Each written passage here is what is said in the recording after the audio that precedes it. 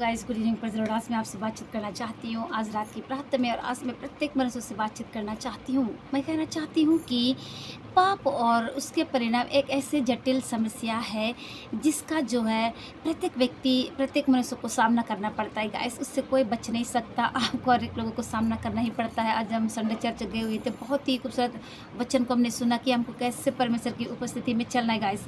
मेरा जो आज का सब्जेक्ट है, पाप और दुःख की शुरुआत कहाँ से हुई, मैं आपको बता देना चाहती हूँ।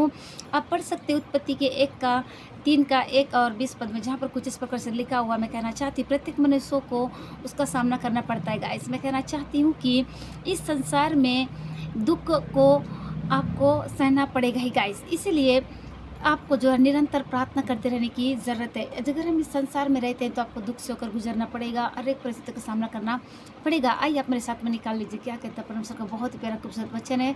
उत्पत्ति के 3 का 1 और 20 पद में आप पढ़ सकते हैं, जहाँ पर कुछ इस प्रकार से लिखा गया है। क्या कहता है परमेश्वर का वचन गाइस, मैं आप लोगों को पढ़कर सुनाना चाहती हूँ। यहोवा ने कहा, जितने बनेले पशु बनाए थे उनमें से सर्प जो है सबसे दुष्ट था।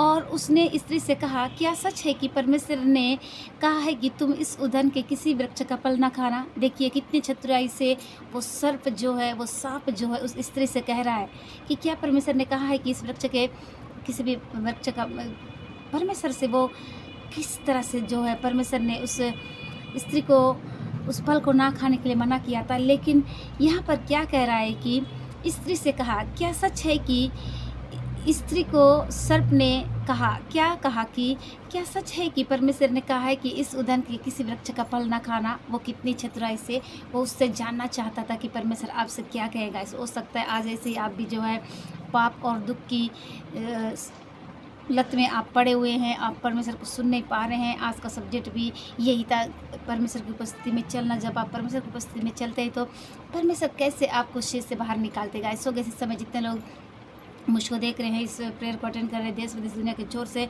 मैं आशा करती हूँ कि आप लोग आशीषित हो रहे हैं। जितने Facebook family, WhatsApp, normal messenger के द्वारा, वॉइस रिकॉर्डर के द्वारा, जितने लोग आप लोग सुबह शाम की प्रार्थना का लाभ उठाते हैं गाइस, आप लोग के लिए कहना चाहते हैं, आप लोग के लिए गुड न्यूज़ है। मैंने जो यूट्यूब चैनल खोल लिया है, आप उस चैनल में भी जाकर सुबह शाम की प्रार्थना का लाभ उठा सकते हैं। यदि आपने उस चैनल को सब्सक्राइब नहीं किया तो आप सब्सक्राइब भी कर सकते हैं। चैनल का नाम है prayer with God is love guys. मैंने टेलीग्राम और इंस्टाग्राम मैंने ओपन किया है, आप उसमें भी जाकर सुबह शाम की प्रार्थना का लाभ उठा सकते हैं। सो आइए सबके लिए मैं प्रेयर करना चाहती हूँ। धन्यवाद, धन्यवाद जीवन के देने वाले सामर्थ्य में प्रभु यीशु मसीह, इस खूबसूरत समय के लिए धन्यवाद जो आपने मुझको दिया। आप निरंतर आगे बढ़े पिता, मैं घटू पिता।